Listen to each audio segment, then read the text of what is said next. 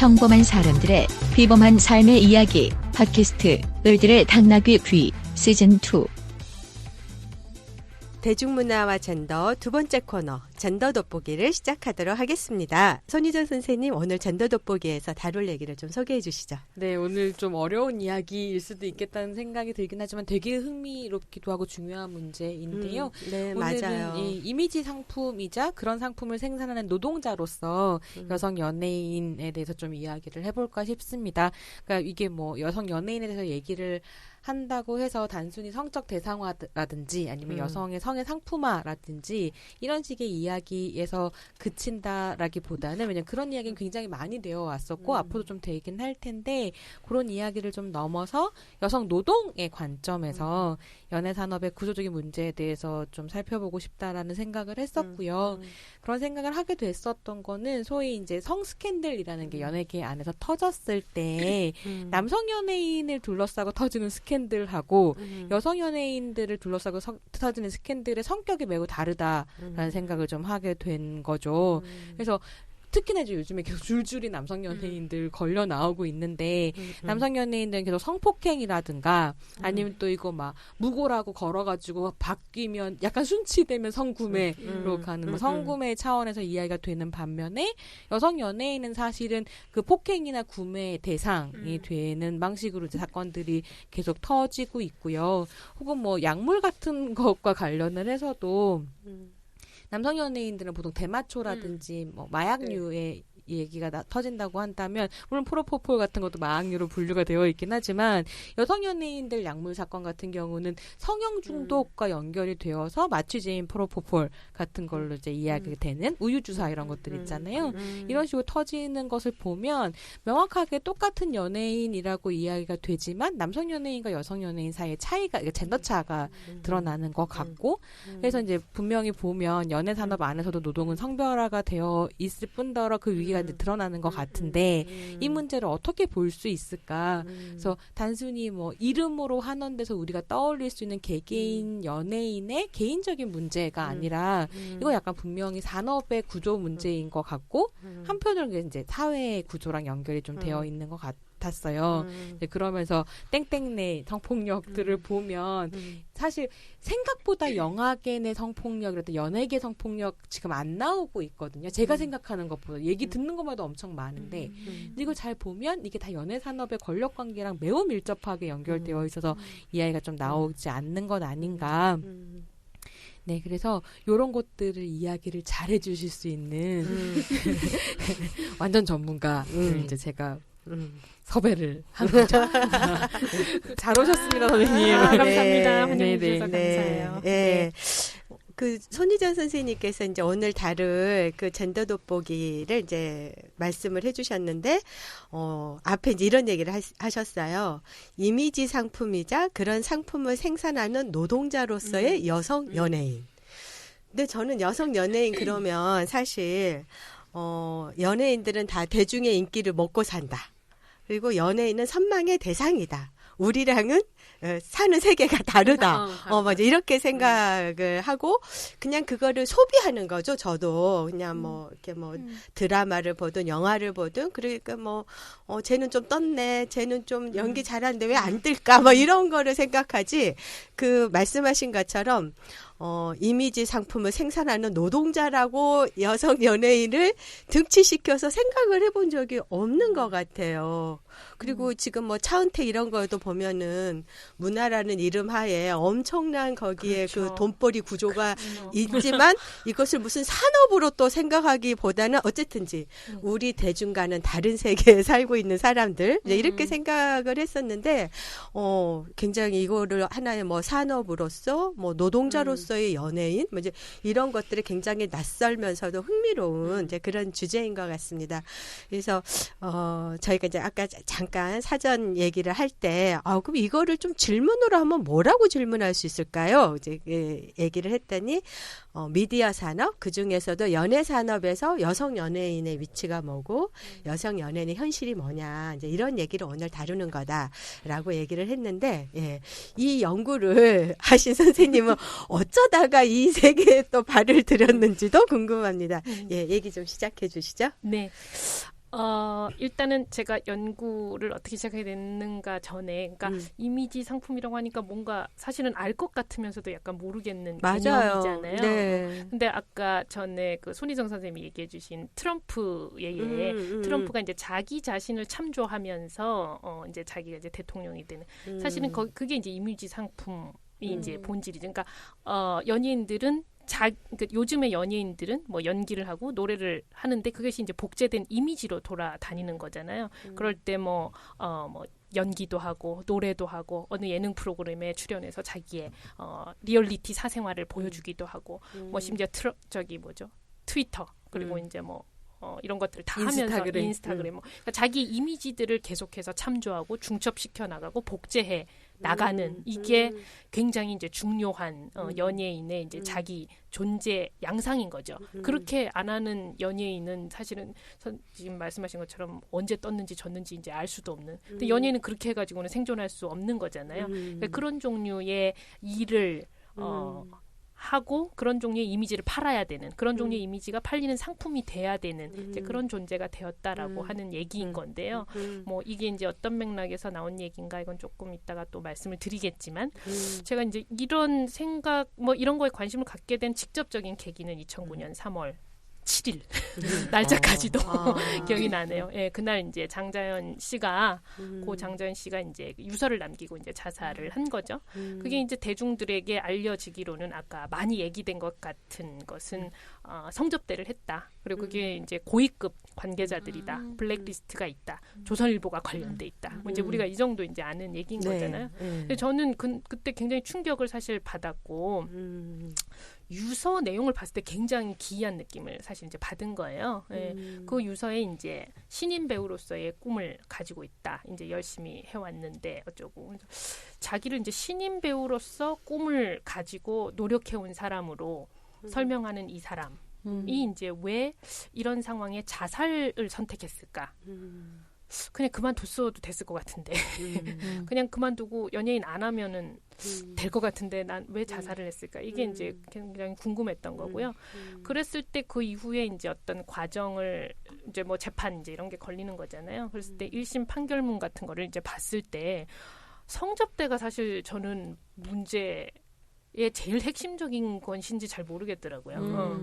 그러니까 그 전에 이미 이제 이 사람은 사기도 당하고 소속사 대표한테 뭐 이제 그러니까 쉽게 말해서 이제 뭐 자기가 연기했는데 출연료를 이제 못 받는 거죠. 그 기획사 대표가 이제 가져가니까 뭐 나중에 주겠다 막 이제 이러고 그다음에 이제 뭐 그거 출연료를 기획사 대표가 가져가요? 기획사를 이제 경유해서 가져가죠. 기획사에 소속됐으면 기획사에 주는 거예요. 왜냐하면 기획사에서 분배를 하는 거죠. 그 출연료 그러니까 우리가 사실은 뭐 누구 연예인 출연료 나올 때 그 출연료가 그 사람한테 다 간다고 생각하면 안 돼요.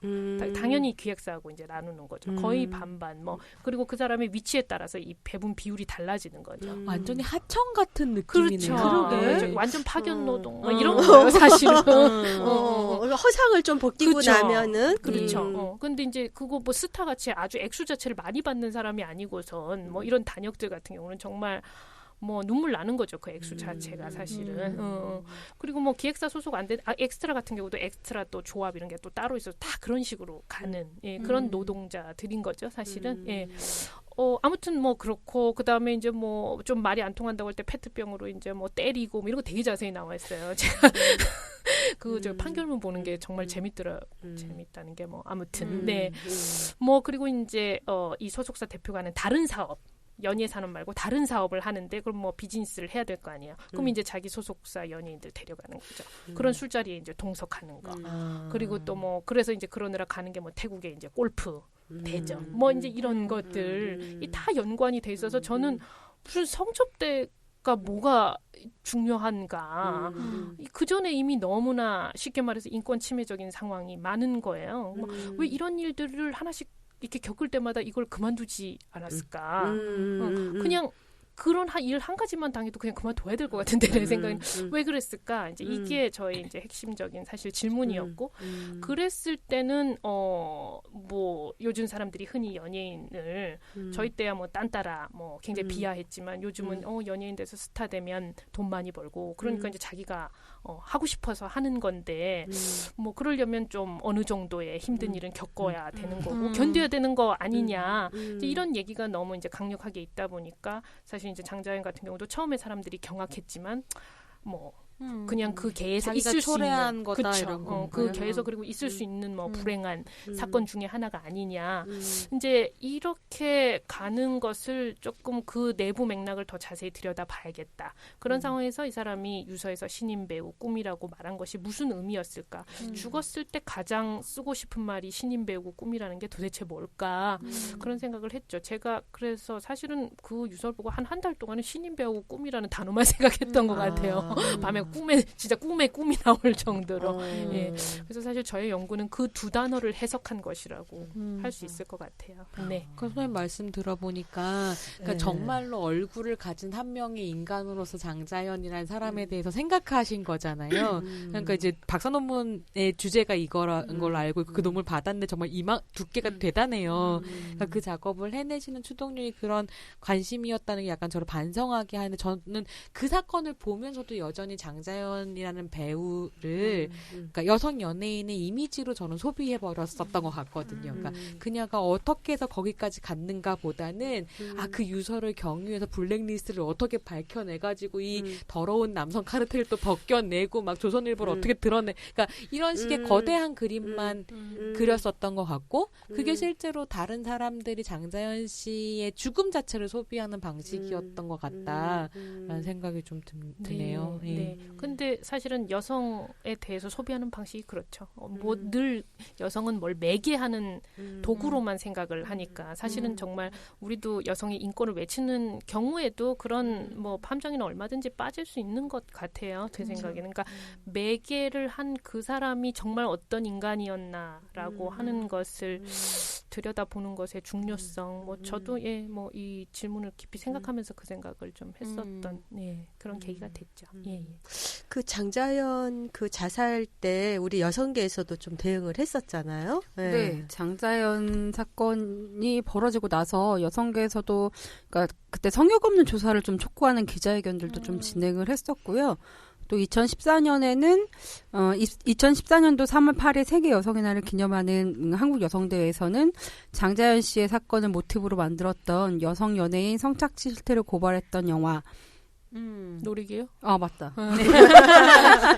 내가 여기다 제목을 쓰지 않았네요. 예. 놀이개가 성평등 디딤조상으로 선정되기도 했었어요. 아 그래요? 네. 근데 어쨌든 이렇게 뭐랄까 그냥 당연히 그 세계는 뭐 그런 저런 게 있겠지라고 생각을 했다가 어떤 그 장자연의 자살로 인해서 어떤 인격화된 하나의 사건으로 이제 다가오고 그러면서 거기에서 뭐 연예인으로 좀 이름을 알리고 그러려면은 당연히 그러한 일들을 좀 있겠지라고 했던 것들이 그게 한 인간에게 정말 그 고통이 너무 당연한 거였어? 그래야지만 되는 거야? 뭐 이러한 뭔가 다시 그 세계에 대해서 좀 생각해보게 했던 그런 계기였던 걸로 전 이제 기억을 하는데 하여간 수많이라면 좀 너무 과다한 것 같고, 하여간 많은 연예인들의 자살 사건들을 저희들이 그 즈음에서 많이 이렇게 겪었던 것 같아요. 그리고 대부분은 뭐 우울증 이런 식으로 퉁쳐졌었죠. 그래서 그 개인이 어떤 연예인이면 당연히 따라야 되는 인기의 등락이라고 하는 것을 감당할 수 없어서 그 조건을 감당할 수 없어서 심약했기 때문에 이렇게 자살한 거 아니냐 이런 식의 어떤 얘기들로 그냥 진행돼 왔었던 그런 거인 것 같은데 지금 선생님께서는 그거를 굉장히 정말 그 장자연이라는 한 인격화된 인간의 삶에 대해서 또 연구를 하셨다니까 그 연구에서 무엇을 이렇게 하셨을까 또 이런 게 굉장히 궁금해집니다. 좀 얘기해 주시죠. 네, 그래서 사실 이제 장자연 씨 유서에 신인 배우가 힘없는 신인 배우라고 나와요. 왜 신인이 힘이 없을까? 그러니까 힘없는 신인이라는 게 뭘까?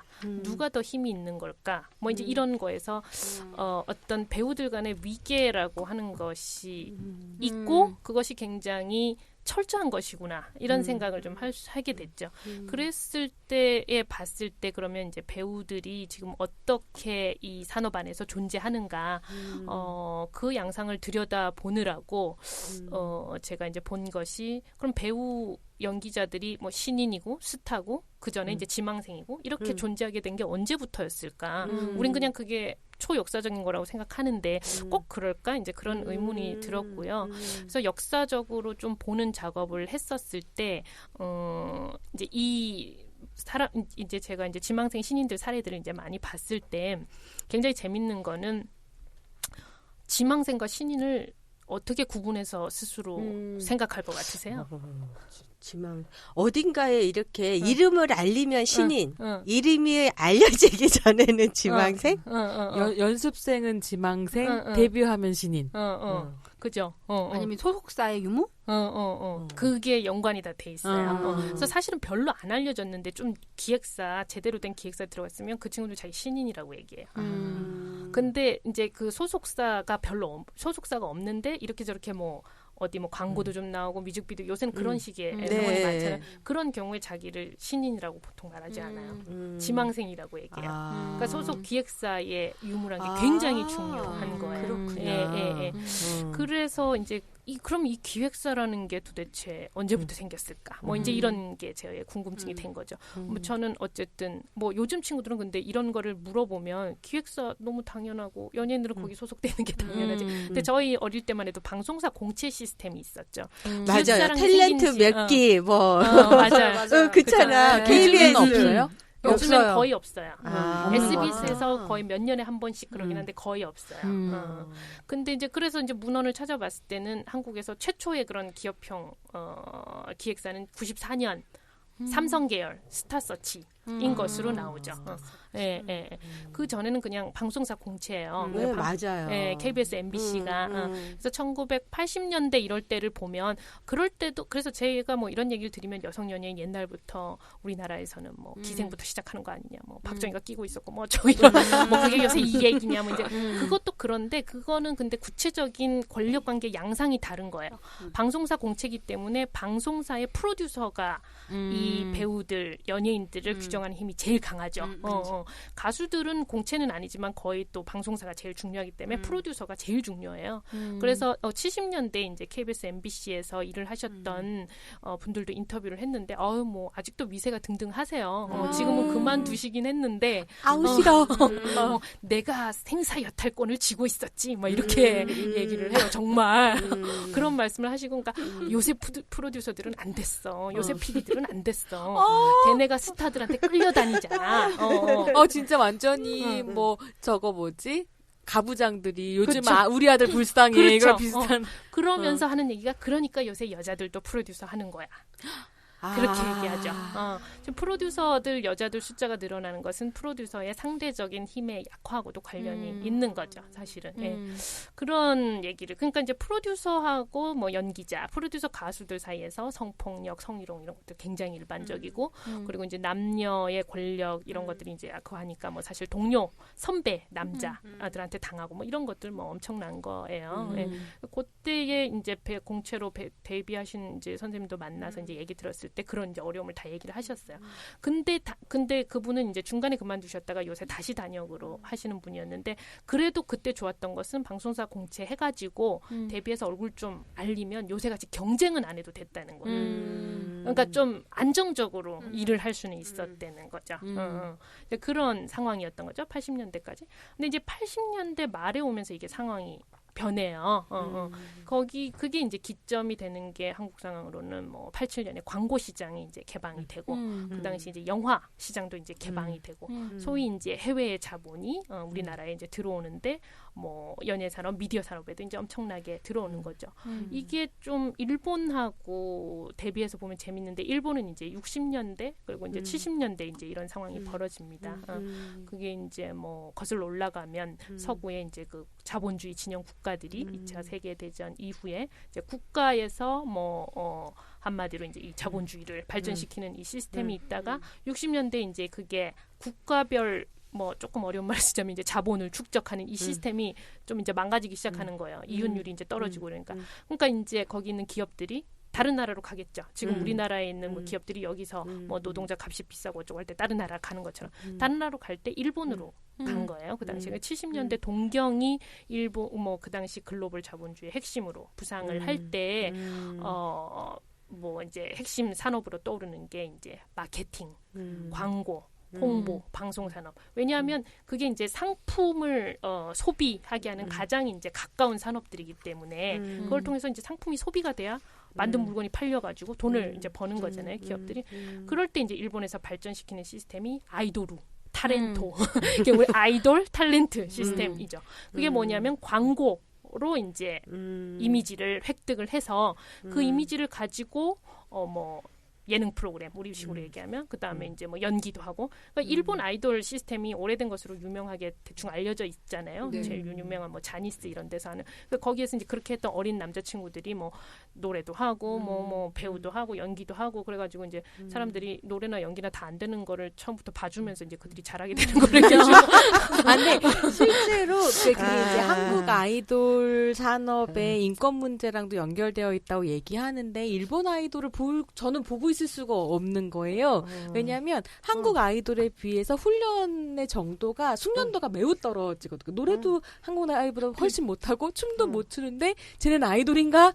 라고 질문했을 때 오히려 제가 깨닫게 된 건 뭐냐면 그러니까 한국 아이돌 같은 경우는 자다가 깨워서 중간 소절을 틀어도 그대로 춤추고 노래할 수 있을 정도로 훈련을 시킨다고 하는데 그 훈련 강도가 인간적인 건가 그렇죠. 라는 생각은 좀 그렇죠. 들더라고요. 그게 일본 자본주의, 한국 자본주의의 차이기도 한 거죠. 그러니까 일본 내수 시장이 이제 큰 거예요. 그러니까 걔네는 그런 거를 이제 국내에서 이렇게 소비가 돼요.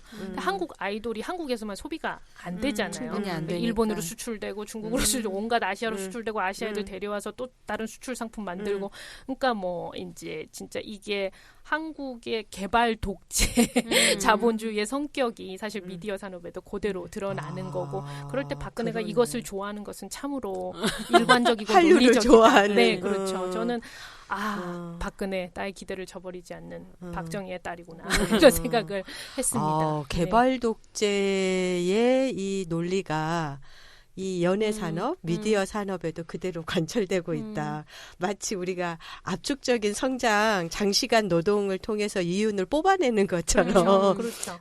그 아이돌에게 정말 엄청난 노동 강도잖아요. 뭐 춤이나 연기나 이런 거를 집약시켜서 수출 산업으로. 그렇죠. 예, 정말 그러네요. 이 얘기가 되게 재미있는 게 사실 그 1970년대라고 하는 게 전 세계적으로 소비 자본주의라고 하는 그렇죠. 약간 성격이 바뀐 자본주의가 등장하는 그렇죠. 때잖아요. 그러니까 더 이상 상품의 사용 가치를 소비하는 게 필요해서 사는 게 아니라 그러니까 내가 이걸 가지면 이효리처럼 보여. 뭐 이런 식의 이제 상징을 소비하는 시대. 왜냐면 그러니까 사용 가치로는 더 이상 물건이 안 팔리니까. 그래서 다품종 소량으로 생산을 해서 물건을 많이 파는 이런 시대로 넘어가는 것과 이미지를 판매하는 연예 그렇죠. 산업의 발달이 그렇죠. 같이 가는 게 그렇죠. 되게 흥미로운 것 그렇죠. 같아요. 이렇게 생각해보니까 그냥 우리나라 아이돌은 너무 불쌍해. 너무 힘들 거야. 뭐 오랜 연습 시간을 거쳐야 되고 이렇게만 생각했지. 또 이 전체적인 참, 자본주의 성격의 변화가 그러네. 맞물려 있는 변화였던 거네요. 그렇죠. 그러니까는 그럼 다시 역사로 되돌아보셨을 때 그래서 80년대 말이 한국에선 중요해요. 일본이 이제 70년대고 80년대 말에 시장이 이제 그런 그쵸. 식으로 개방이 될 때 광고 시장이 엄청나게 커져요. 우리 칼라 텔레비전이 언제 생긴 62년. 칼라는 좀 빨리. 그건 62년. 아. 박정희 대통령의 또 중요한 그거였어요. 칼라가요? 예, 칼라 TV를 보급하는 것이. 그렇구나. 이게 칼라 TV라기보다는 80년대 말이 한국에서 중요한 건 그래서 90년대부터 문화의 시대가 그러니까 소비 열리거든요. 자본주의가 이게 그 서태지, 그러니까 더 이상 노동자나 학생들이 아니라 서태지가 혁명의 중심이 되는 이런 시대가 열리거든요. 네, 그렇죠. 그러니까 이제 87년 민주화의 이제 결실이 어디로 가냐, 자유화와 자유주의화 뭐 이제 이런 것들이 내년에 뭐 또 이런 것들을 더 깊이 생각할 수 있는 기회가 되겠습니다만, 아무튼 그런 식으로 이제 수렴돼간 경향이 있는 거죠. 그리고 88년 서울 올림픽이 또 굉장히 중요한 계기가 됐고, 그랬을 때 이제 흥미로운 사례가 이제 고 최진실 씨. 그러니까 그분도 자살을 했다는 거를 참 생각을 많이 해봐야 돼. 저는 사실은 언젠가는 이 산업 주위에서 다 자살을 한 분들을 한 사람들에 대해서 뭔가를 쓰고 싶든지 하고 싶든지 이런 생각이 좀 있어요. 왜냐하면 굉장히 계기적인 인물들이 다 자살을 해요. 굉장히 계기적 인물. 되게 중요한 인물. 계기적. 그러니까 아주 최진실 씨는 정말 중요하죠. 요즘 세대는 잘 모를지 모르겠지만, 그래서 선생님들 기억하실지 모르겠지만 최진실 씨 하면 딱 떠오르는 광고의 이미지가 있잖아요. 그럼요. 네. 남자는 여자하기 나름이죠. 그렇죠. 네. 그렇죠. 예.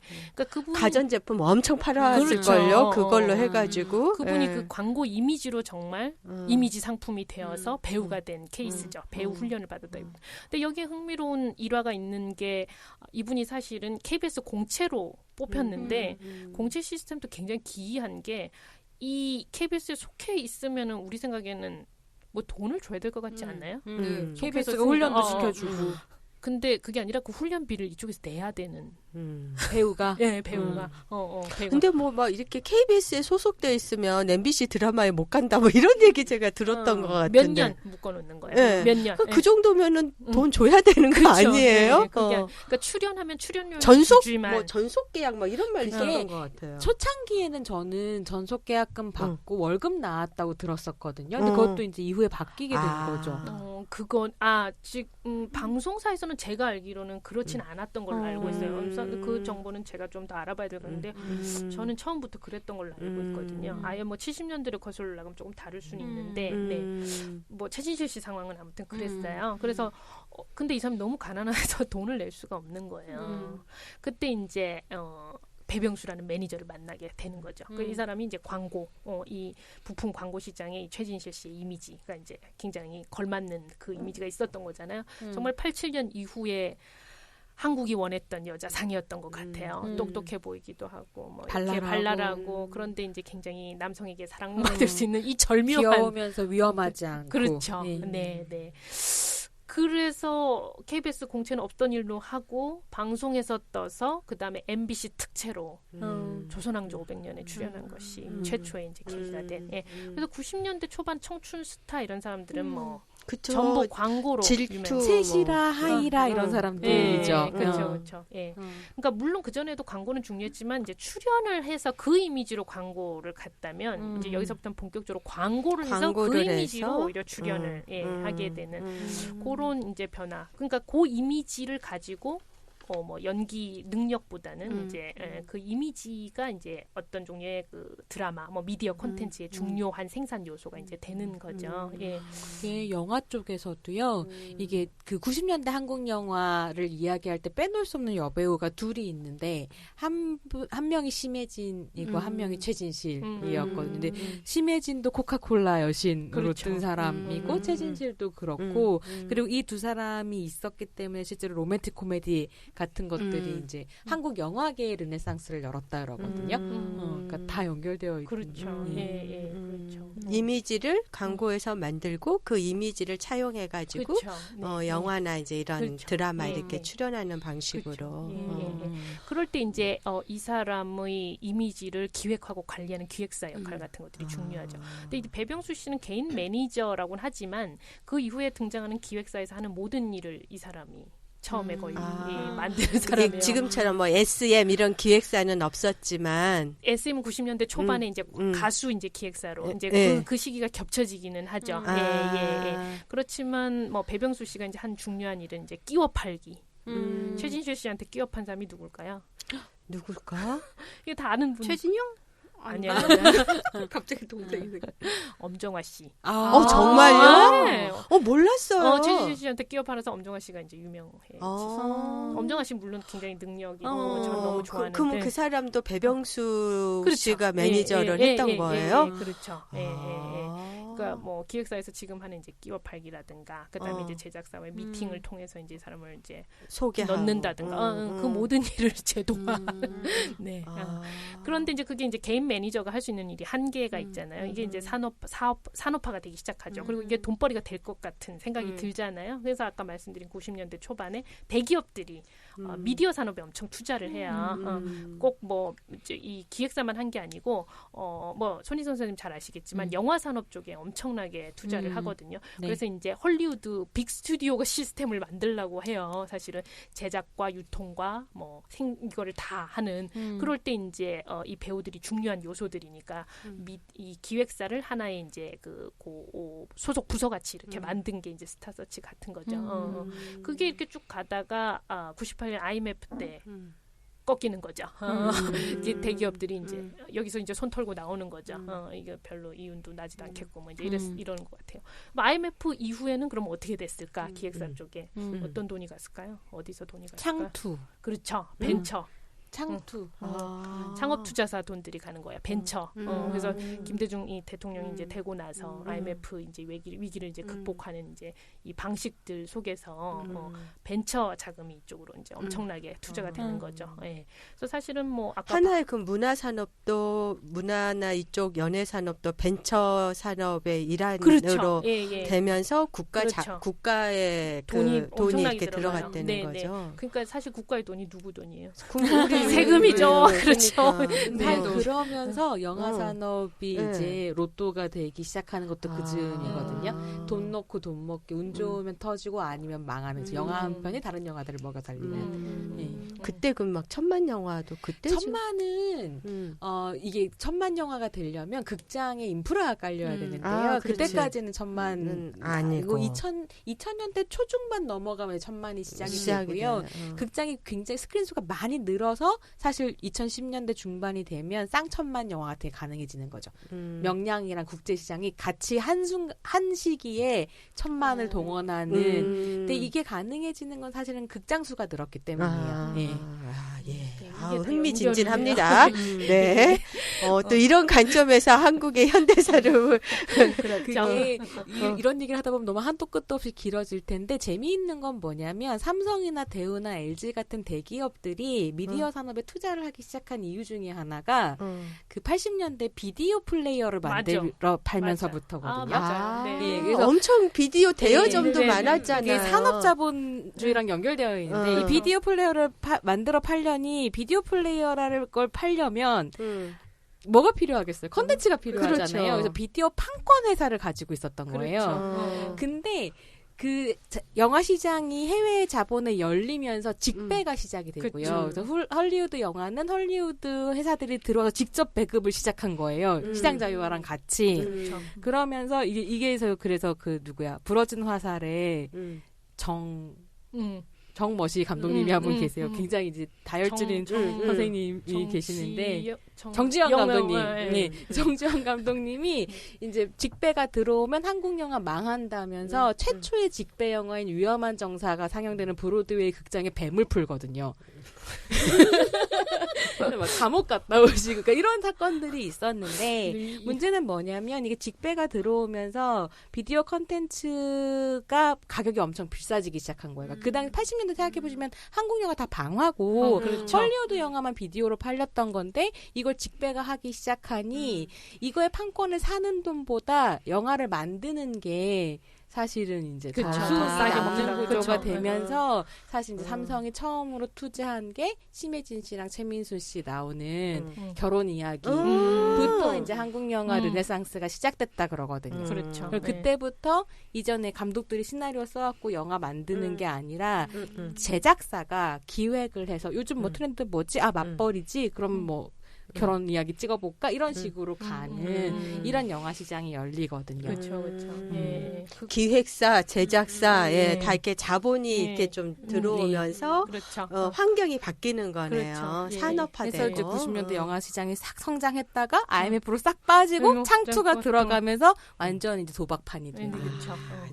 그때 이제 뭐 SM 우리가 알고 있는 YG는 조금 뒤일 것 같고 SM 같은 이제 가요 기획사는 이제 더 성장을 해서 이제 그때부터는 이제 뭐 배우들도 이제 가지기 시작하는 이제 기획사들의 인수합병 같은 것들이 엄청나게 벌어져요. 그래서 사실 그때 이제 보면 뭐 전속 계약금 문제 같은 것들이 문제가 되죠. 그러니까 좀 이름 있는 이제 스타를 먼저 잡아두려고 전속 계약금을 크게 걸었다가 이 사람이 뭐 생각보다 이게 이윤이 안 나. 뭐 그랬는데 뭐 또 옮기려고 해. 뭐 이제 이럴 때 이제 온갖 종류의 일들이 분쟁들이 굉장히 이제 많이 벌어졌던 게 90년대 말 2000년대 초고요. 뭐 그때 이제 또 중요한 거는 이제 통신사 우리 이제 한국통신이 다 이제 IMF 때 다 팔리고 뭐 SK로 이제 그 회사들도 또 이제 미디어 콘텐츠 뭐 산업으로의 이제 미디어 콘텐츠 회사로의 이제 그 변신을 꾀하면서 이제 그 돈이 또 이제 엄청나게 미디어 산업 쪽으로 이제 들어가는 거죠. 문화 산업 쪽으로. 그러면서 이제 넘어올 때 또 이제 2000년대 초반이 이제 엄청난 변곡점이 이제 한류가 갑자기 이거는 예상하지 않았던 어떤 것인데 아무튼 뭐죠? 겨울연가가 이제 2003년에 터지는 거죠. 배용준. 예. 그러니까 이제 우리의 미디어 콘텐츠가 아주 본격적으로 이제 해외에서 팔린다. 해외 자본을 끌어올 수 있게 되었다. 이게 이제 도박판을 더 크게 벌리는데 한 몫을 하면서 뭐 제 연구의 중심에서는 그럴 때 이 도박판의 이제 핵심적인 에이전트로서 이 기획사들이 이제 말하자면 이제 뭐 배용준 씨 같은 그런 남성 스타 아시아 시장에 팔리는 이제 남성 1인 스타가 이제 이 기획사의 이제 그 주인들을 하면서 이제 그런 식의 이제 춘추 전국 시장 같은 것들이 좀 열리게 되는 거죠 한동안. 그래서 뭐 지금도 하고 있죠. 뭐 배용준 씨는 지금도 하고 있는 거죠, 그죠? 예, 그리고 뭐 이제 이병헌 씨 또 뭐 장동건 씨는 이제 팔았죠. 장동건 씨는 이제 SM하고 합병이 됐죠. 뭐 이제 그런 게 가를 때 이 한국에서 이제 남성 스타의 지위 같은 것이 이제 엄청나게 이 도박에서 돈을 많이 벌 수 있는 이 로또 판의 이제 핵심이 되는 거예요. 그걸 잡으면 어쨌든 뭐 일본 시장은 이제 잡을 수 있고 뭐 이제 이런 식의 아이디어들이 이제 생겨. 아니 그러면 네. 남성 연예인 배우만 그렇게 한류의 중심 스타가 되는 건가요? 여성 배우들은 거기서 권력을 갖거나 뭐 기획사를 만들거나 이게 안 되는 건가요? 최진실, 심혜진. 초반에는 거의 그렇게 그러니까 그냥 그 상대 역으로. 그러니까 그건 이제 아시아 시장에서 아무튼 이 욕망의 대상이 되는 것이 이게 굉장히 흥미로운 상황이긴 해요. 욕망의 대상이 이제 남성에게로 여성 팬들이 이제 이 남성에게 자신의 이제 욕망의 대상으로 삼으면서 이제 그들에게 이제 돈이 가는 상황이 되고 사실은 이제 여자 배우 같은 경우에 그 이후에 이제 그런 식으로 자기 기획사를 차리는 경우들이 생겨나기는 하는데요. 그 경우들은 대부분 이제 본인이 그렇게 대표는 아니에요. 본인이 대표가 아니고 아버지, 남동생.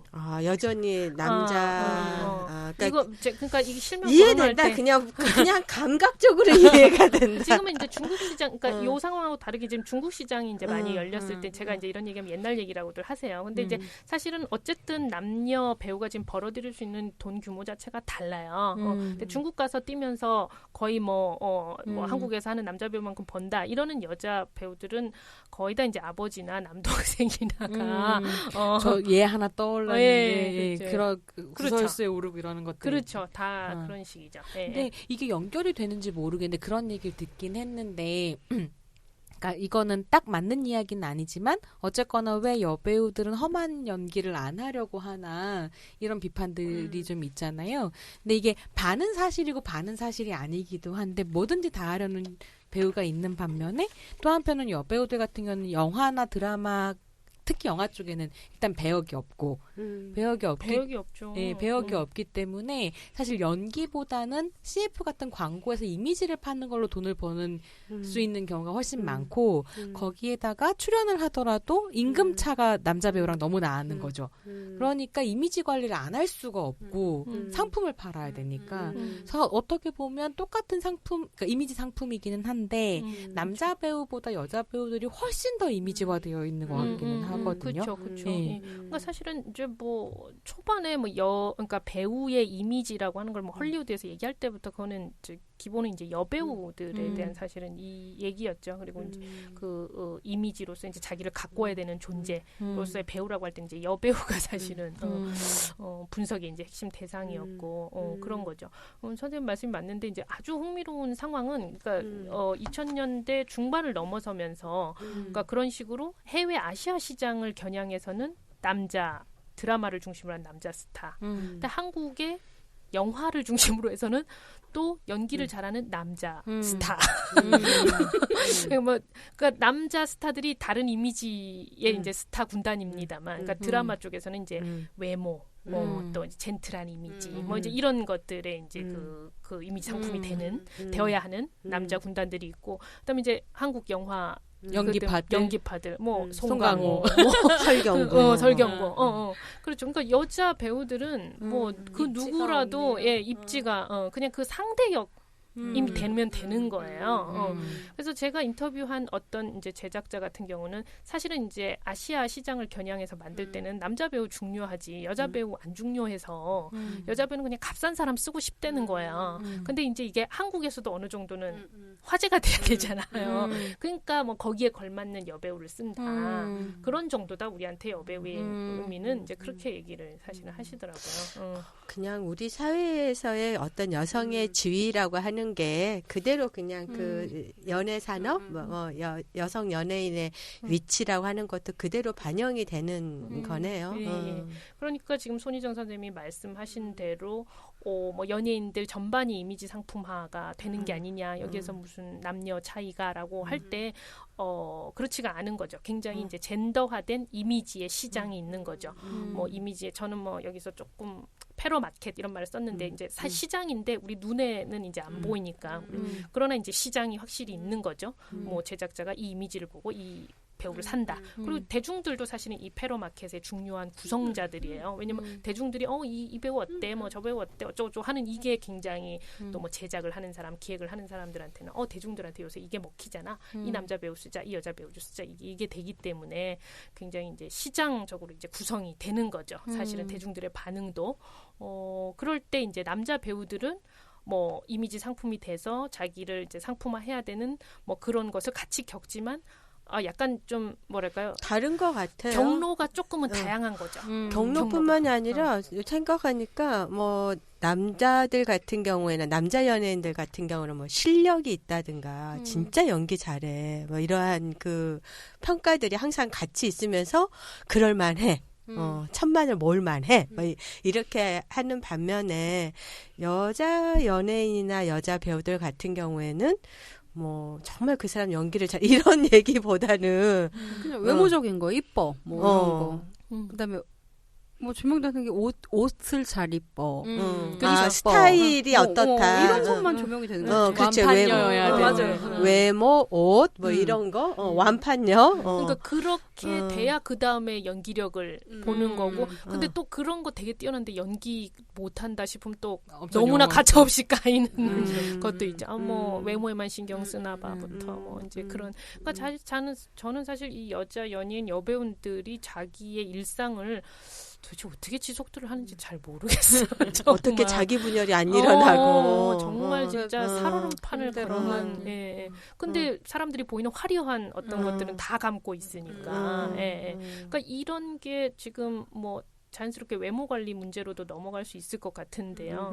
그래서 뭐 연예인 배우들은 다 뭐 외모 관리 당연히 하죠. 남자들도 하고 뭐 그건 쉬운 과정이라고 말할 수는 없는데 제가 이제 연예인 지망생 신인들을 이제 뭐 한 20살에 만날 때 사실은 이제 어떻게 외모 관리하는가 일일이 다 그 금액 같은 것도 다 물어보고 이제 이랬을 때 그 여자 지망생 신인들하고 남자 지망생 신인들이 쓰는 돈 자체가 달라요.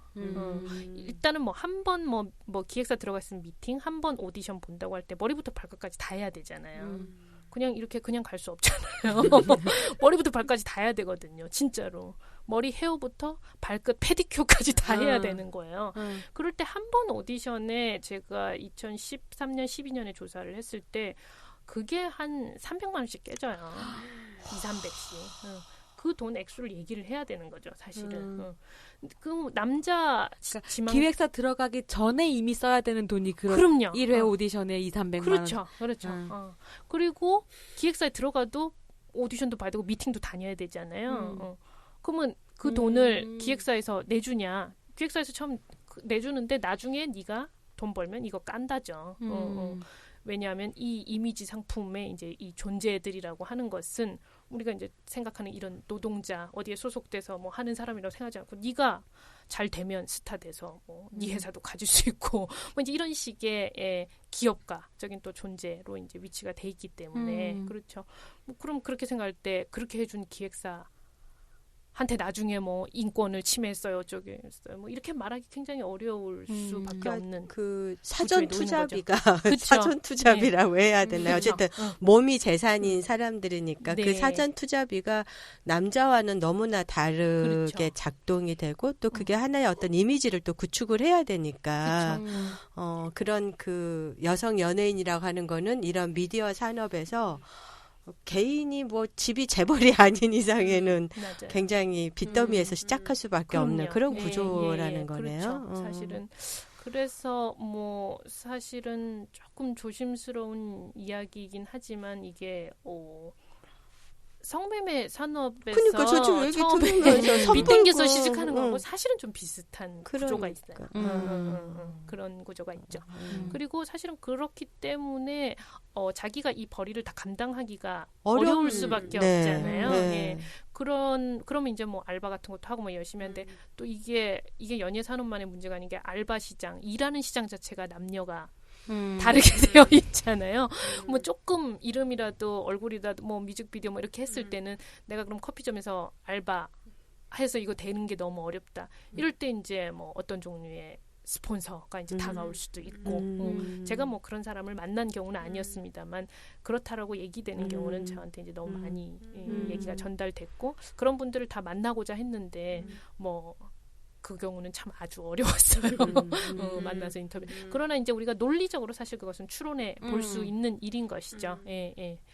뭐 그러니까 빚이 늘어나니까 스폰서를 받게 될 수밖에 없는 상황이 생길 수도 있고 사실 결국 이거는 그러면 빚이라고 얘기하는 금융시장이라고 얘기할 수 있을까요? 이것과 다 연결되어 있는 그렇죠. 거잖아요. 예, 그렇죠. 예, 예. 그리고 그걸 왜 스폰서라고 하겠어요? 그러니까 자기가 이제 일을 해서 이제 이렇게 뭐 더 나은 집에 가게 되고 이런 것들을 후원해 준다는 의미로 지금 이제 쓰는 말이잖아요. 그것의 네. 대가로 내가 뭐 또 뭔가를 할 수 있다. 이제 이런 방식으로 한국 사회에서는 지금 형성된 지망생 신인의 지금 문화가 있고요.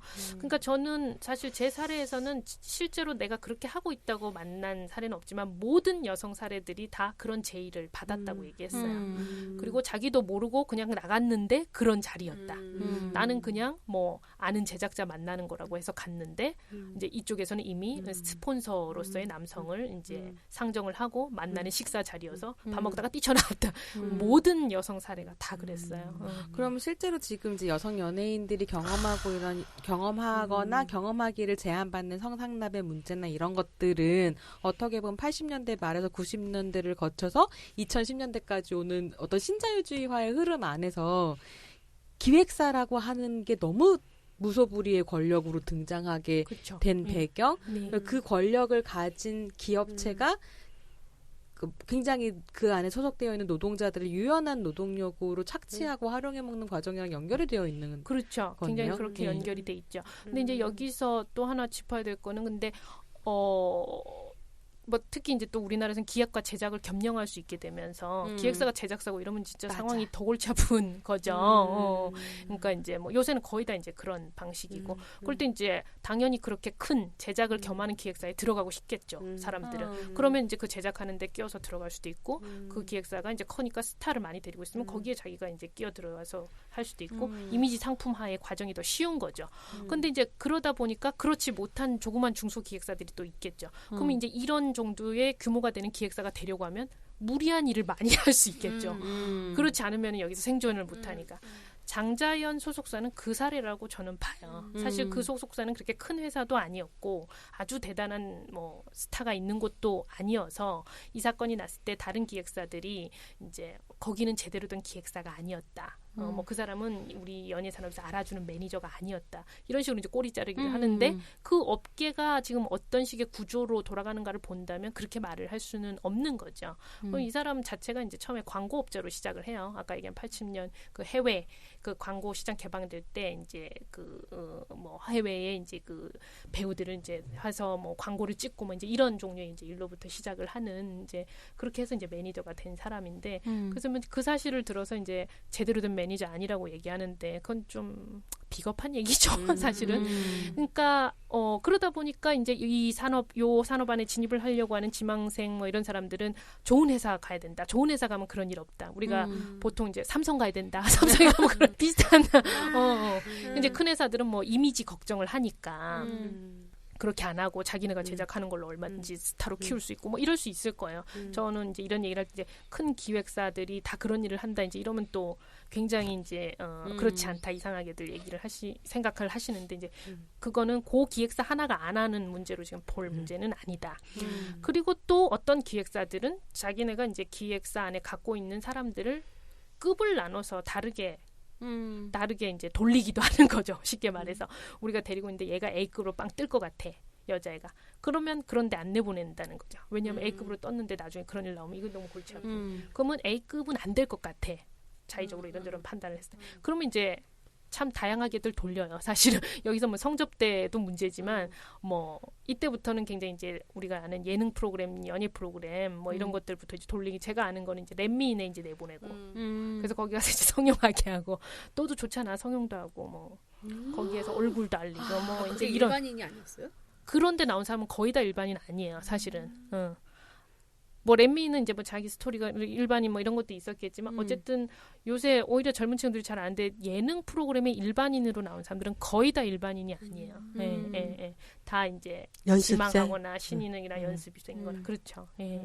그런 식으로 다 얽혀 있는 게 또 이제 제작사하고도 다 연관이 되는 거죠. 그런 식으로 됐을 때 뭐 싸게 거의 돈 안 주고 콘텐츠 만들 수 있고 뭐 이런 것들하고 다 연관이 되는 그런 식의 상황에 놓여 있는 것이고요. 네, 그래서 사실은 이제 뭐 우리가 아까 뭐 앞에서 얘기할 때도 이 젠더 여성의 문제가 더 복잡해진 거잖아요. 그러니까 여자 연예인들도 뭐 어찌 보면 이제 급에 따라서 지금 굉장히 내부 다른 차이가 문제. 이렇게 그렇죠. 노동시장에서 내부 차이가 벌어지는 것처럼 그렇죠. A급이냐 뭐 그렇죠. 어떠냐에 따라서 그렇죠. 용도가 그렇죠. 쓸모 있음의 용도가 막 달라지는 거네요. 그리고 동급 안에서 이제 남녀 차이가 이제 또 있는 큰 거고. 거죠. 스타는 이제 남녀 차이가 확실히. 그러니까 뭐 그러면 이제 스타 여자와 뭐 단역 남자 이러면 이제 또 좀 그 스타이냐 단역이냐에 따라서 이제 그 급 차이가 또 있으니까 우리가 이게 꼭 남녀 문제냐 이제 이렇게 보는데 뭐 요즘은 특히 젠더 문제는 이런 식의 교차성이 있는 거니까요. 계급과 관련한 그 교차성이 있을 수밖에 없는 지금 그런 상황에서 여러 가지 사건들이 이제 벌어지는 거를 아주 좀 면밀하게 들여다봐야 되는 게 있는 것 같아요. 그 사람이 뭐 지금 시장에서 어느 정도의 위치에 있는 사람이어서 이 기획사하고 어떤 관계에 있어가지고 이런 거냐 이제 이런 것들. 그러니까 사실은 뭐 신인급에서 기획사한테 뭐 자기 인권을 말하기라는 것은 상당히 어려운 상황이지 않나 싶어요. 제가 인터뷰를 한 사례들도 다 그랬고. 장자연 씨 같은 경우에 이제 아까 배우의 꿈은 갖고 있으나 힘없는 신인 배우가 그쵸. 선택할 수 있는 그 선택지가 뭐였을까? 그렇죠. 그리고 왜 거기 그냥 그만두지 왜 자살이라는 것을 선택했을까? 이제 그런 연구 질문으로부터 이제 쭉 이렇게 시작을 하신 거잖아. 근데 얘기 듣다 보니까 배우가 정말 되고 싶은데 힘이 없어. 그러면 힘없는 그 신인 배우가 정말 그 기획사에 밉보일 수도 없고, 그렇죠. 또 기획사에서 어떤 제시하는 자리, 요구, 뭐 성산납부터 시작해서 그러한 것들을 참 거절하기 힘든. 그러려면 완전히 이제 자기가 배우라는 꿈을 딴 길을 가겠다라고 생각하지 그렇죠. 않는 이상은 빠져나오기 그렇죠. 어렵다라고 하는 그렇죠. 그 구조적인 문제가 그렇죠. 이제 이렇게 해서 좀 설명은 되는 것 같아요. 네. 얘기를 쭉 듣다 네. 보니까. 예. 그래서 한번 생각을 해보시면 요새는 오디션으로 선발하는 경우가 거의 없어요. 영화든 드라마든 오디션은 비용이 많이 들죠. 오디션을 네. 하고 뭐 온갖 사람들 그러면 이제 온갖 거 다 보고 막 해야 되잖아요. 2000년대 중반까지만 해도 좀 오디션이라는 제도가 그래도 있었는데 뭐 그러니까 예컨대 2005년인가요? 그 왕의 남자 이때 이준기 씨는 저기 뭐 얼마 오디션으로 해서 예, 첨대 일로 해가지고 된 사람이잖아요. 요즘은 그런 일이 거의 가능하지 않아요. 그냥 기획사에서 누구 한 명 데려오면서 쟤 뭐 괜찮다더라 이렇게 데려오는 식이 되는 거죠. 근데 이거는 그러면은 기획사 안에 못 들어간 친구는 아예 기회를 가질 수가 없는 거고 기획사 안에 있는 친구들은 그렇기 때문에 기획사 눈치를 안 볼 수가 없는 거고 모두가 뭐 다 망하는 이제 게임 사실은 좀 그렇게 봐야 되는 거죠. 그러네요. 근데 막 얘기를 들으면서 또 한편으로는 그런 생각이 드는데 그 왜 그러면 이렇게까지 하면서 그렇게들 연예인을 해야 되나 뭐 이런 생각도 막 들거든요. 그죠. 네, 저도 진짜 그랬을 때 제 사례들을 봤을 때 사실은 뭐 모두가 아주 똑같은 방식으로 연예인이 되고 싶어 했다기보다는 기본적으로는 자기가 이제 뭐랄까 자기의 계급, 자기의 이제 집안 배경, 뭐 아직 이제 좀 어린 친구들이니까 그거 하고 이제 자기가 사실 이제 뭐 가진 이제 학력, 학벌 자원에 따라서 사실은 생각보다 지망 동기가 이렇게 분류가 되더라고요. 근데 이거에 따라서 제가 이 사례들을 만나진 않았어요. 이거에 이제 다 만나서 그런 얘기를 다 들어보고 이제 이거를 범주화를 해보니까 정말로 신기하게 맞아 떨어지는 맞아 거예요. 떨어진 거예요. 그러니까 이제 가장 문제라고 할까 가장 많은 경우가 이 경우일 텐데 뭐 집도 그냥 뭐 이렇게 별로 이렇게 뭐 대주고 이럴 수 없고 뭐 자신의 이제 학력과 학벌 잔도 뭐 그냥 그저 그런 경우에 그런 경우들은 대부분 뭐 내가 앞으로 무슨 일을 할 수 있을까 알바 같은 거 해보고 이러잖아요. 별로 괜찮은 직업을 가질 수 없을 것 같은 거예요. 그리고 자기 알바 경험이 안 좋아요, 다. 그쵸. 그러니까 뭐 이런 일을 하느니 이거에 한번 걸어보는 거 어떨까? 내가 이 정도 외모나 이런 게 좀 다 외모들은 참 탁월하죠. 나는 정말 어떻게 이렇게 다들 잘생기고 이쁜지 그렇죠. 예. 그런 경우가 이제 대부분인 거죠.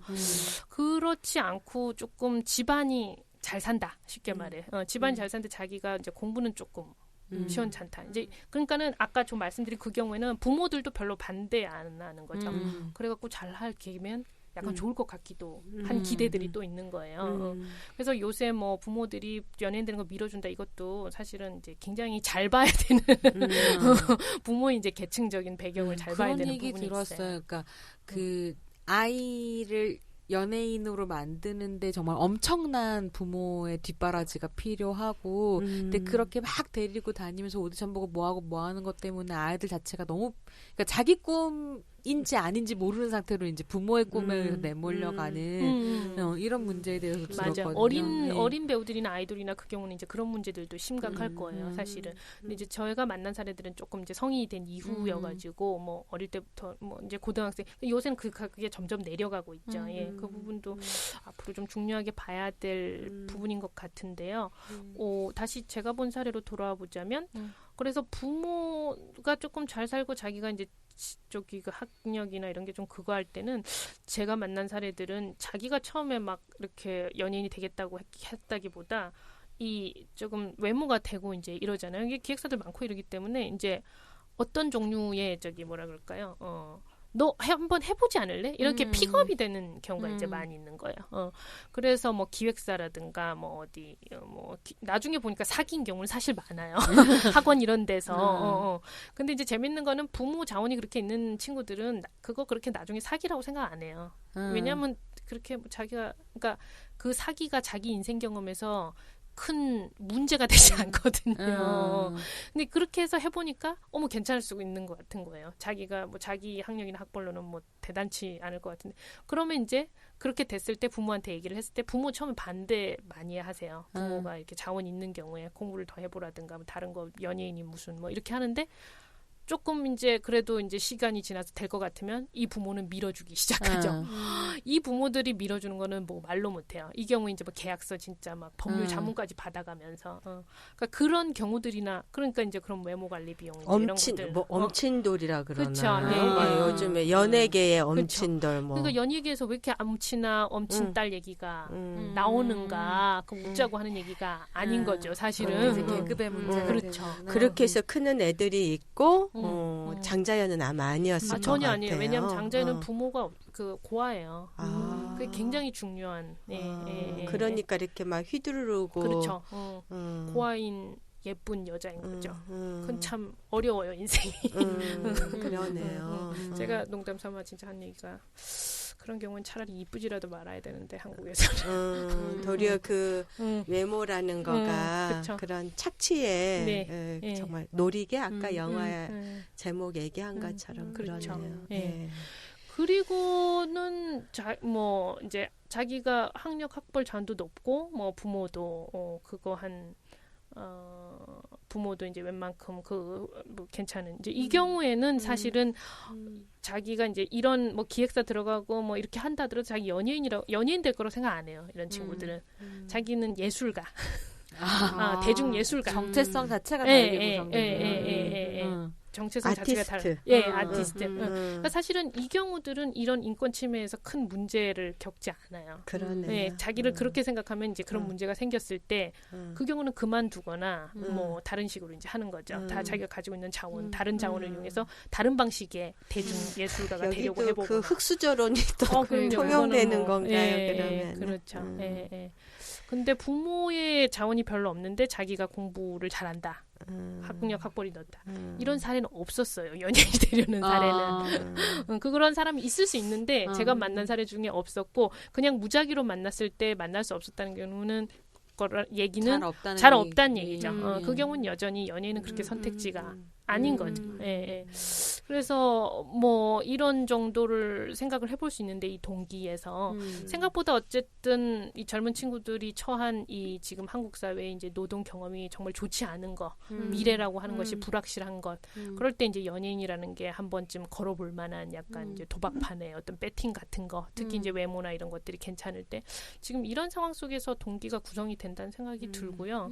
근데 이제 진입을 해보면 이제 남녀가 확실히 이제 갈라지는 거죠. 아까 얘기한 뭐 외모 관리와 뭐 스폰서의 어떤 뭐 이렇게 다가옴 이런 것들이 이제 완전히 달라지는 거죠. 스폰서를 거절하기 어렵겠어요. 네, 제가 만난 사례들은 다 거절은 했습니다만 정말 참 거절했을 때는 대부분 이렇게 좀 이렇게 뜨는 거를 약간 포기해야 되는 거 아니에요? 그런 그냥. 친구들이나 이 연구에 응해준 거죠. 그렇죠. 그렇지 않은 경우는 안 그러고 뭔가 해보겠다고 하면은 스폰서 제의를 받아들일 수밖에 없는. 그 뭐 오디션 한 번 보는데 300만 원인데 뭐.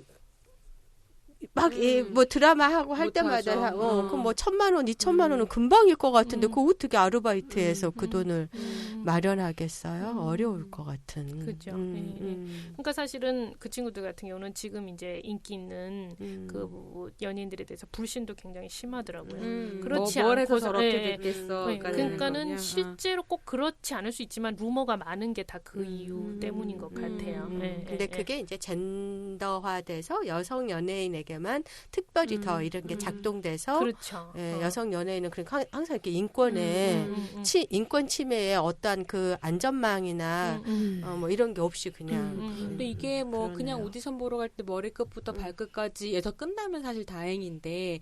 사실 끊임없는 튜닝이 필요한 직업이기도 하잖아요. 맞아. 계속 제가 어디 튜닝이 되니까 정말 좀 약간 막 여러 가지 고민 성형이라고 말하죠. 아 그래요? 실제로 튜닝이라고 말해요. 그래요?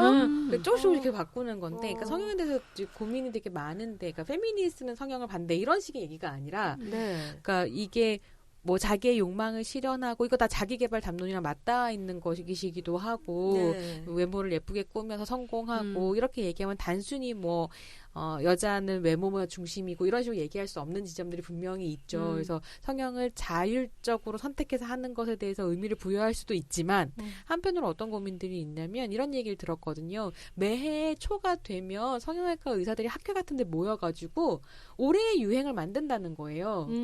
무슨 말이냐면 이게 시장이잖아요. 근데 쌍꺼풀이 그냥 큰 눈이 미의 기준으로 정착하면 모든 사람이 큰 눈을 만들어버리면 상품이 안 팔리잖아요. 성형 상품이. 그러니까 올해는 조금 작은 쌍꺼풀, 뭐 내년에는 앞트임을 조금, 뭐 이런 식으로 유행하는 얼굴을 계속 바꾸는 거예요. 그래서 새 상품을 만드는 거죠. 그러면 여자 연예인들 같은 경우에 그 선생님 논문에도 나오는 이야기인데 계속 그러니까 그냥 내가 예뻐져서 끝나는 게 아니라 옆에 있는 다른 연예인들이랑 계속 비교하면서 튜닝해 가는 거죠. 근데 이게 그냥 돈이 근데 이제 그걸 또 욕망하잖아요, 대중. 그러니까요. 그렇죠. 네. 그게 더 예뻐 보이고. 그렇죠. 그래서 뭐 얼마 전에는 제가 어떤 기사를 읽었더니 성형을 안 한 것이 또 유행이라 그래갖고 안 한 척하는 성형을 하나요? 예, 이렇게 했던 거를 또 그걸 없애는 그게는 비용이 2배, 3배 든대요. 그러겠죠. 예. 그러니까 뭐 성형이라는 게 너무 공기처럼 다가와 있는 것 같아요. 그래서 이게 그러니까 나의 선택이라고 얘기할 수 있는 건가라는 질문이 이제 생긴 거예요. 그러니까 우리가 상품을 사듯이 성형도 시장이 만든 욕망에 따라가고 근데 그 욕망을 만드는 거에 여성 연예인들이 중심에 있음과 동시에 가장 큰 소비자이기도 한 그렇죠. 거죠. 예. 약간 뭐 제가 다루진 않았지만 그 뒤에 제가 조금 관심이 생기는 영역은 근데 이제 이 성형 산업도 지금 국가에서 너무나 맞아요. 지방자치 수출품으로 시대에 만들고. 너무나 큰 지금 그 밀고 있는 산업이라는 게 너무 큰 문제죠. 왜 저거 뭐지? 정유진 씨인가요? 정유라 씨 사촌 언니 있잖아요. 제주도에 성형산업단지 만드는 거 지금 또 연루되어 있다고 들었거든요. 아마 그럴 거예요, 진짜. 그러니까 정말 요새 지방자치 이런 데 열어보면 정말 기가 막혀요. 대구시 그러니까 의료 관광은 거의 다 성형 관광이에요, 사실은. 대구 그렇죠. 부산은 성형 거리가 조성이 돼 있잖아요. 그러니까 서울의 강남이 이제 이거 그냥 이렇게 조성된 것처럼. 근데 거기서 사실 한 해 몇 명씩 죽어 나가거든요. 이게 문제가 생기기 때문에 마취나 뭐 이제 이런 것들. 근데 그게 몇 년 전만 해도 보도가 됐는데 요새는 보도가 안 돼요. 전라도 또 이쪽에는 뭐 충청도 이쪽은 또 이제 화장품 단지. 정말 나라 전체가 도대체 어떻게 이렇게 돌아갈 수 있는지. 그러니까 이게 한류, 화장품, 성형, 패션 이런 게 다 연결돼 있고 이게 이제 한국의 여성성이 어떻다, 명품녀 뭐 어쩌고 하는 이 이미지하고도 또 다 연결이 돼 있는 지금 이런 구조라고 하는 것. 이것이 K-뷰티라는 아름다운 말 속에 숨어있는 이면인 거죠. 그렇죠. 그러니까 전혀 사실은 한국의 경우에는 특히나 이게 무슨 나의 자유로운 무슨 선택이니 관리니 저는 그런 말할 맥락이 전혀 아니라고 생각해요. 정말 특히 여성 연예인들은 생존을 위해서 하는 것이라고 봐야 할 것이고, 그 다음에 이제 이 대중들은 뭐 그 구조를 이제 모를 때, 그리고 이제 뭐 여자들이 이제 노동시장 일하는 데서 지금 사실은 뭐 연애 문제보다 일을 하는 것 때문에 너무 얼굴 고치고 살 빼고 이래야 되는 거잖아요. 그러니까 뭐 얘기된 지 오래됐는데도 취직하려면 성형해야 돼. 스펙 중에 하나. 저희 큰딸이 그 4학년 2학기인데 취업해 있는 뭐 롯데 이제 이렇게 취업해 있고 뭐 대한항공 뭐 이런 데 취업해 있는 선배들이랑 이렇게 무슨 모임하는데 딱 보자마자 너 10kg는 빼야겠다. 그러니까 그냥 가장 좋은 스펙은 남자고 그다음에 이제 외모고 뭐 이러면 그렇게 그러니까 정말 이게 이 자본의 논리에 더 이상 뭐 우리가 텔레비전을 집에 뭐 2개, 3개 살 수도 없는 거고, 그러니까 가장 그 이윤을 남길 수 있는 거가 각각의 그 몸을 규율하는, 그리고 뭐 밥을 뭐 5개, 6개를 우리가 먹을 수도 없는 거고, 그렇죠. 자본의 어떤 이윤 창출의 이 막바지에서 몸이 완전히 이렇게 영토화돼가지고 그렇죠. 지금 이렇게 전쟁을 벌리고 있는데. 그렇게 보면 자기 개발이야말로 마르지 않는 셈이네요. 그렇죠. 자본이 파고들 수 있는. 계속해서 어떤 기준? 뭐 아까 말씀하신 것처럼 이런 눈이 예쁘고 이런 코가 예쁘고 그거가 기준이 돼서 또 뭐 그렇게 됐을 때는 더 많은 부와 성공에 조금이라도 접근할 수 있다. 이런 환상을 심어주는 거죠. 근데 저는 진짜 우리가 선택이란 말을 좀 다시 생각을 해봐야 되는 것 같아요. 저희가 얼마 전에 그 최저임금 실태조사 해가지고 발표를 했었거든요. 근데 이제 그때도 뭐 자기가 지금 갖고 있는 직장이 전 직장보다 더 나아졌느냐 했는데 나아졌다는 사람은 30%고 70%가 똑같거나 더 나빠졌다예요. 그러니까 여성은 보통 시간이 지나면 그게 어떤 경력이 인정이 돼서 더 나은 임금으로 이렇게 가야 하는 게 맞잖아요. 근데 그런 게 아닌 거죠. 그리고 다 뭐 대졸이고 이래도 다 최저임금도 못 받고. 그래서 그 토론회 진행하면서 선택지가 없는데 자꾸 우리는 어떤 선택을 그래도 뭔가 이렇게 하면 선택이 있지 않을까 하는데 정말 선택지가 없고 탈출구가 없는 거예요. 이미 이 노동시장 안에서.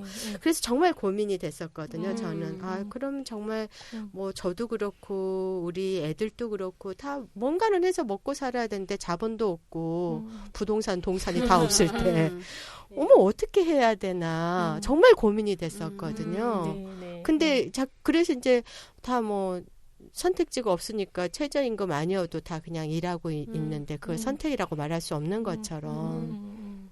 그렇죠. 예. 네. 그러니까 사실 지금 연예인 노동, 특히 여성 연예인의 지위, 그들이 하는 일, 뭐 그들에게 기대되는 일 이런 것이 노동의 미래인 것 같아요. 몹시 암울한 그런 의미에서 이게 그냥 연예인의 문제인 것이 아니라 우리가 같이 심각하게 생각해 봐야 되는 일이고 이들의 일이라고 하는 것을 노동으로 봐야 하는 것이고 뭐 좀 고전적인 의미에서든 새로운 의미에서든 이건 뭐 너무 노동인 것은 확실하고 근데 이제 이게 그냥 이제 뭐 일정 시간 정해진 그 시간 동안 일을 하고 마는 게 아니라 정말 이제 뭐 24시간 이렇게 자기의 이제 이미지가 떠돌아다니면서 이제 자기의 그 이미지 상품이 더 비싼 가격으로 팔릴 수 있도록 뭔가를 이제 해야 되는 인격성과 일상을 다 상품화해야 되는 인격성과 상황. 일상. 예. 그래서 이제 아까 뭐 트럼프 얘기도 하셨고 근데 일반 보통 사람들도 요새 그렇잖아요.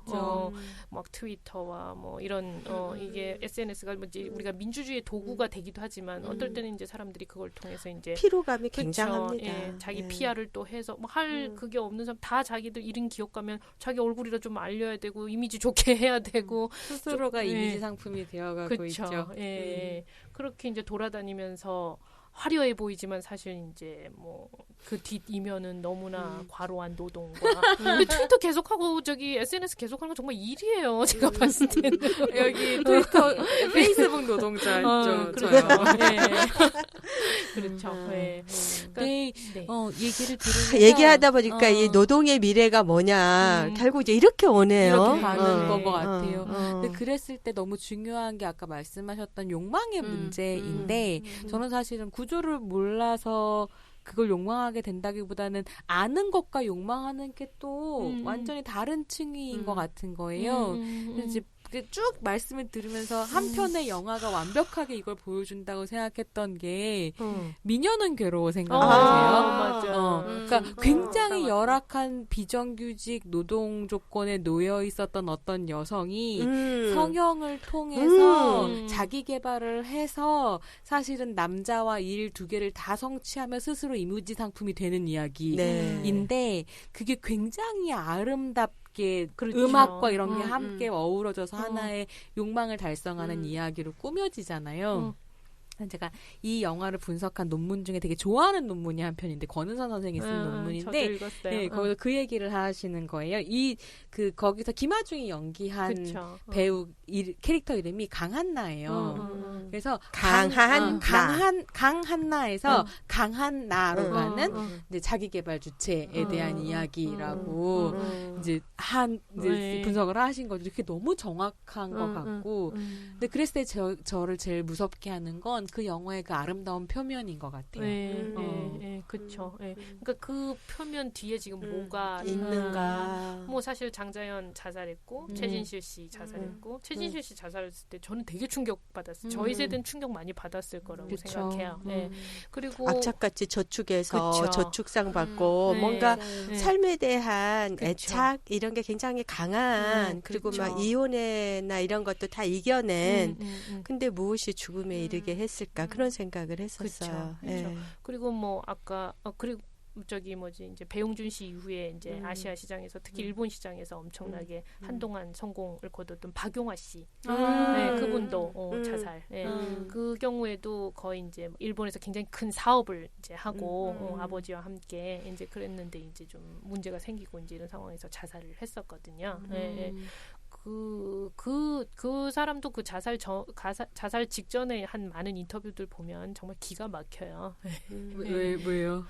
정말 진짜 이렇게 내몰려서 자살했구나라는 느낌이 들어요. 거기에서 이제 사실 한류 스타라는 게 뭐냐 이런 거를 굉장히 이제 그 신경질적으로 까발리는 그거 가능한 거 그 이면에 예, 그거 가능한 거 배용준 형밖에 없다.